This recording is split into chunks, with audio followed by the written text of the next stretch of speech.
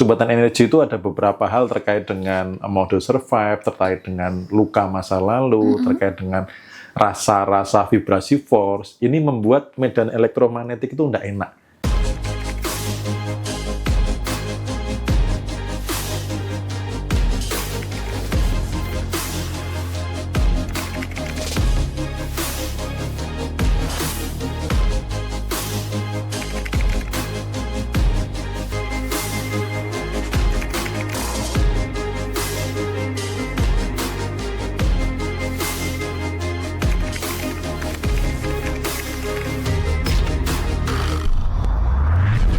Nah Mas Bimo, kadang kan oke lah kita pengen berubah dari mental miskin jadi ke mental kaya, tapi circle pertemanan kita tuh masih ada nih yang bermental miskin.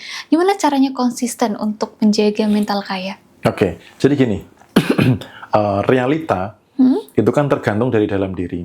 Circle pun sebenarnya juga sama kok. Teman-teman mau bermaksud masuk ke circle orang kaya, tapi kalau masih menjaga mental miskin, nanti di sana pun nggak akan lama, gitu. Karena mental kaya itu nggak suka orang ngeluh, mental kaya nggak suka orang pesimis, mental kaya nggak suka orang yang berpikirannya ke belakang. Nah, pas kumpul nih, contoh Anda berhasil masuk ke circle orang kaya, begitu kumpul, mereka lagi ngomongin peluang cuan ke depan dan lain sebagainya, ngomongin keberhasilan, lalu Anda masuk gitu. Tapi hidup saat ini makin lama makin susah ya, mereka sudah nggak respect. Jadi yang pertama tuh dibenahi diri dulu, mentalnya dulu. Karena ketika Anda mentalnya oke, Anda itu satu bisa masuk ke circle orang yang lebih kaya, itu awet. Atau dua, Anda menarik. Gitu. Karena hukum energi itu sesuatu yang sefrekuensi akan disatukan, yang tidak sefrekuensi akan dipisahkan. Gitu. Nah, misalkan nih hanya ada sebagian kecil nanti akhirnya yang masih bermental miskin, tidak apa-apa. Yang penting Anda nggak ikut-ikutan. Yang penting Anda tidak mengiyakan statement-statement mereka yang mendukung mental miskin. Ya contoh misalkan makin lama makin sulit cari uang. Ini kan mental miskin nih.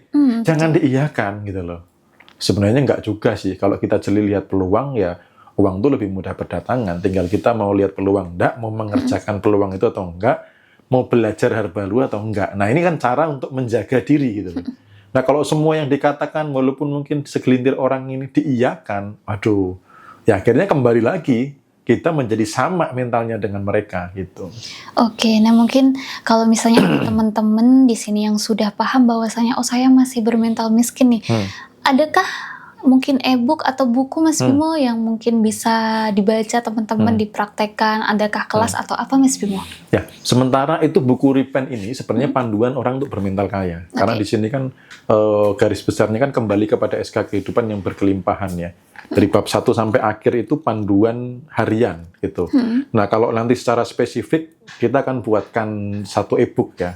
Mental kaya dan mental miskin seperti apa nanti kita buatkan karya gitu. Oke, nah ngomong-ngomong soal e-book Mas Bimo yang baru nih, itu judulnya Bangkit dari Keterpurukan dan Kaya yang Awet. Berarti ada sangkut pautnya dengan mental miskin dan kaya ini ya Mas Bimo ya? Kalau bangkit dari keterpurukan dan kaya yang awet ini salah satunya adalah di situ spesifiknya ke mental kaya. Oh, oke. Gitu loh, karena di situ kan ada beberapa orang yang kenapa punya uang banyak jadi bangkrut, itu ada sedikit mental miskin. Ya ketika tujuan uangnya untuk gengsi, untuk melukai orang lain dan lain sebagainya gitu ya. Tapi di situ lebih porsinya lebih kebanyakannya itu mental kaya. Bagaimana bangkit dari keterpurukan supaya nggak terus-terusan terpuruk. Lalu bagaimana supaya kaya yang awet, di sini porsinya lebih banyak mental kaya. Jadi e-book saya yang kedua itu ada judulnya Bangkit dari Keterpurukan dan Kaya yang Awet. Itu teman-teman sudah bisa dapatkan di profil ya. Nanti cek aja di sana atau ke yang itu ada. Nah, di sini nih, ini 21, ini 16, BB ini 88, teman-teman. Oke, gitu ya, teman-teman. Jadi, e-book yang baru Mas Bimo ini membahas tentang mental kaya, yaitu Bangkit dari Keterpurukan dan Kaya yang Awet. Jadi, teman-teman yang mau kaya awet, ini wajib baca nih. Betul. Ya, karena kalau salah niat ya, misalkan, di situ kan ada salah satunya karena salah niat. Pengen jadi kaya. Tapi nggak ngomong atau nggak meniatkan pengen jadi kaya yang awet. Atau misalkan hanya pengen jadi orang kaya, tapi nggak ngomong pengen jadi orang kaya bahagia bersama keluarga. Akhirnya pas jadi kaya, ujung-ujungnya pisah deh gitu. Jadi niatnya harus detail banget. Nah, di situ di e-book itu mengajarkan supaya niatnya tuh yang tepat gitu. Karena niat bagian dari doa. Oke, nah ini ada komentar nih yang Maisora dari Bunli, lihat wajah Mas Bimo aja langsung adem ya. Oh, yang di kantor sampai menggigil. Di kantor saya menggigil. Saking ademnya sampai menggigil. Ya sebenarnya semua orang punya skill gitu ya, tergantung pancaran aura dari dalam gitu. Karena manusia tuh punya energi. Nah ini bahas selingan dulu di sisi lain. Bumi itu ada kutub, teman-teman. Ada kutub utara, ada kutub selatan. Manusia itu juga sama. Ada kutub utara, ada kutub selatan. Nah, ketika energinya bagus, tidak ada sumbatan energi.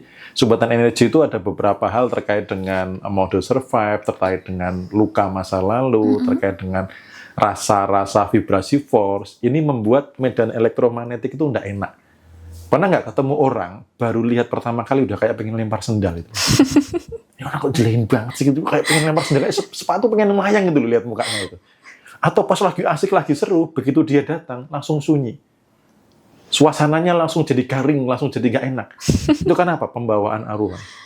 Pembawaan aura. Tapi pernah nggak ada orang yang kalau ketika dia ada tuh rasanya kayak tenang banget, rasanya kayak tiba-tiba damai. Kalau ada sesuatu mengerjakan bareng dia itu kok optimis, pasti selesai, pasti berjalan baik-baik saja. Nah itu adalah pembawaan dari pancaran aura. Gitu. Jadi teman-teman pun semuanya juga bisa kok ketika pancaran rasa sudah oke ya dilihatnya ya jadi adem, jadi menenangkan, energinya tenang tapi energinya tuh tinggi gitu. Bukan yang gerubuk-gerubuk kayaknya banyak gerak kayaknya cicilan sini atau tong kosong berbunyi nyaring gitu ya. Kayak gitu, nggak sebalik. Jadi Mas Bimo ngomong-ngomong soal mental kaya dan mental miskin, ini kadang kita kan sering ada di tongkrongan. Okay. Terus ada yang bayarnya kan di belakang. Ya udah, pesan aja dulu nanti bayaran di belakang. Pas di belakang nih, alot-alotan, abot-abotan, berat-beratan mau bayar. Itu termasuk mental miskin ya, Mas? Maka yang di sini ya, sebelum saya jawab mental miskin, ini menariknya apa? Coba amati orang-orang yang punya ilmu melipir saat waktunya bayar, entah ke toilet, entah belakangan gitu ya. Cek kecenderungannya duitnya banyak atau enggak. Okay. Tapi orang-orang yang loyal, yang traktir, cek juga kecenderungan uangnya bagaimana. Karena mental kaya, serius ya, mental kaya itu lebih seneng neraktir daripada ditraktir. Gitu. Saya waktu itu pernah bikin video, jadi nggak sengaja saya tuh bikin video karena ini mental kaya nih gitu. Sesama teman-teman business owner itu kan kumpul ya gitu. Lalu kita mau makan. Mereka lagi datang ke Jogja. Waktu itu saya masih mentor di bisnis digital di tempat yang lama. Nah, pas di Jogja, saya ajak makan tuh gitu ya. Nah, sampai di tempat makan, kasir sampai bingung. Semua nyodorin kartu. Enggak, pakai ini aja. Enggak bisa, pakai ini aja. Oh, enggak bisa. Uangmu enggak laku kalau di Jogja. Enggak bisa. Bapak jangan pakai yang sana. Itu mental kaya, teman-teman.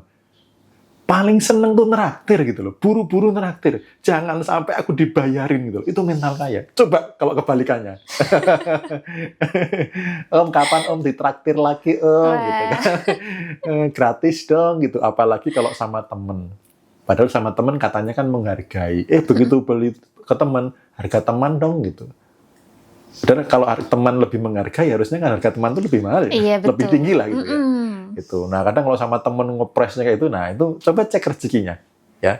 Jadi orang-orang yang kumpul bareng waktunya bayar melipir, cek apakah dia orang kaya yang sebenarnya gitu. Kalau teman-teman mau latihan bermental kaya, ketika ketemu, cobalah Anda buru-buru traktir dulu. Nanti lihat. Apalagi ini, kalau teman-teman pengen naik lagi mental kekayaan, Anda traktir orang yang jauh lebih kaya dari Anda.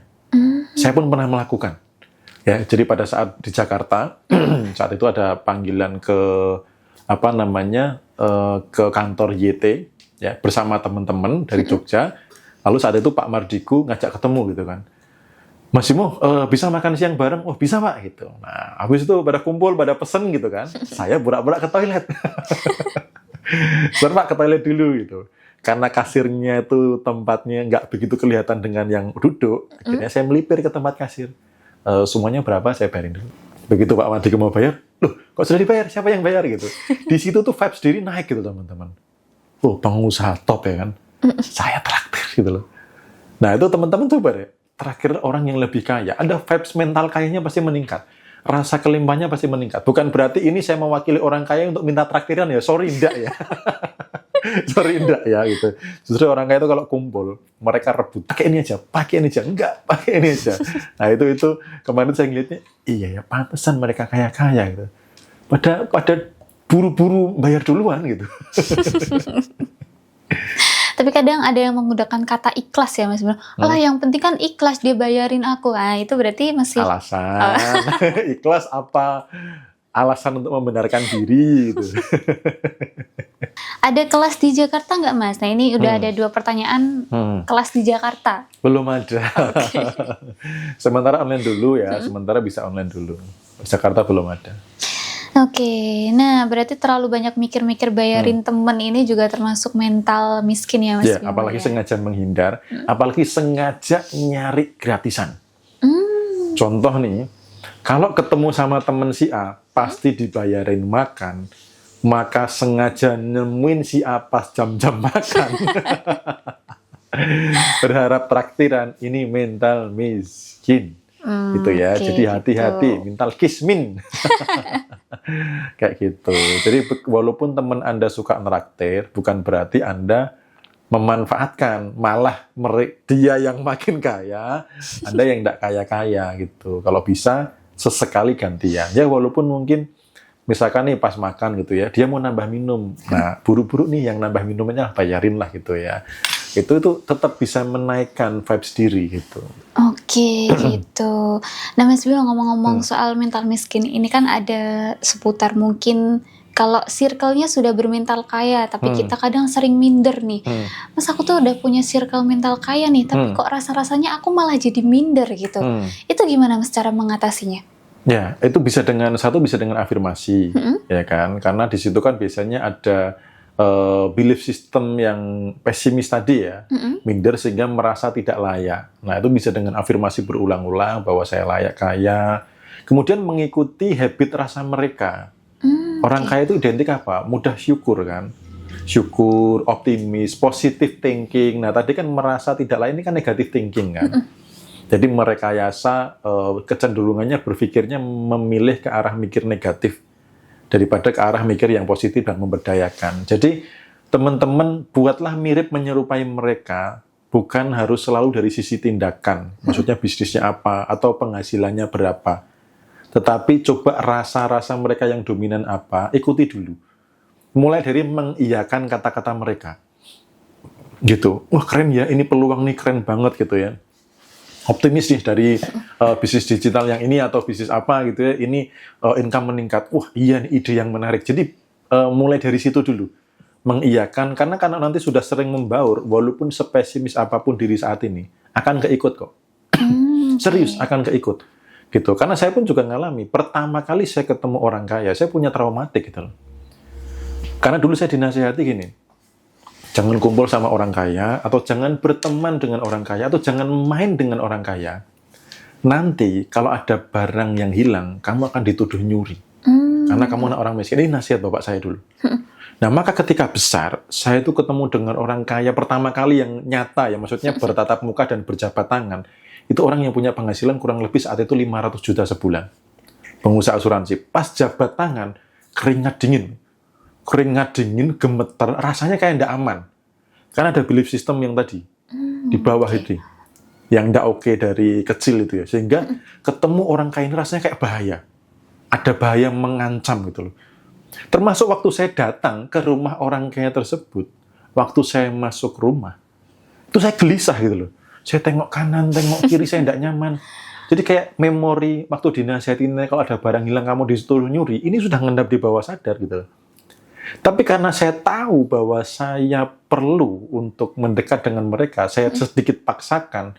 Akhirnya saya coba, misalnya apa saya mengeluh, oh dia nggak mau ngeluh. Pas saya membicarakan keburukan entah pemerintahan atau orang lain, dia nggak mau. Begitu punya mindset bagus, saya baru nanya, Pak gimana punya pola pikir seperti ini? Saya baca buku mas, wah bukunya apa Pak? Langsung saya beli juga. Supaya Pak, saya punya mindset belief system yang sama. Nah, asal sering kumpul, nanti akan mengikuti. Akhirnya apa? Saya saat itu jadi aneh.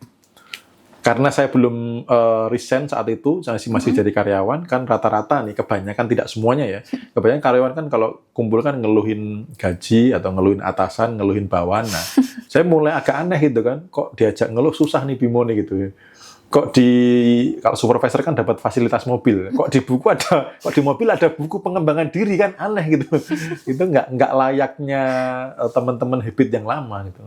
Nah, akibatnya saya dipisahkan dengan circle karyawan itu, sampai resign ya sampai jadi sekarang gitu. Circle-nya sudah beda gitu. Rata-rata business owner gitu. Nah, dimulai dari awal merasa layak mentalnya, memaksakan diri untuk terus nempel mereka, lama-kelamaan akan keikut kok gitu. Karena teman-teman akan jadi apa? Ya, cek 5 terdekat teman Anda. Oke. Kalau 5 teman dekat Anda itu penjudol, ya kan, maka Anda akan jadi penjudol juga. Kalau 5 teman dekat Anda tuh tukang pinjol, Anda akan jadi pinjol juga. 5 teman dekat Anda tukang mancing, ya tunggulah sebentar lagi Anda jadi tukang mancing gitu. Nah, kalau 5 teman dekat Anda orang kaya, Anda orang ke-6 kaya berikutnya. Masa kecil realitanya uang itu susah datang, cari uang susah. Dan Anda sering mendengar itu dan masih saat ini mengiyakan cari uang susah, maka realita kehidupan akan begitu.